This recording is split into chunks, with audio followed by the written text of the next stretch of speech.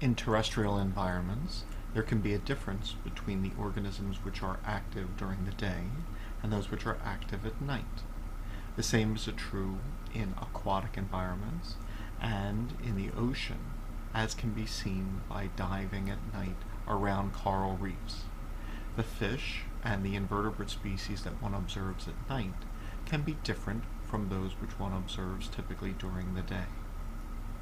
Some of the algae are capable of releasing chemical energy in the form of bioluminescence, and so the energy they absorb during the day in sunlight can be stored in chemical potential energy.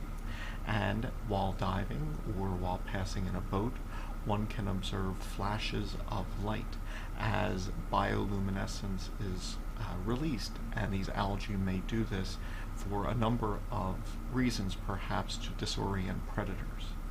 Some animals can incorporate these bioluminescent algae in their tissues, forming a symbiotic relationship where the animals therefore provide a place to reside for the algae and nutrients, but the light that these dinoflagellate bioluminescent algae can produce can serve some value to the animal.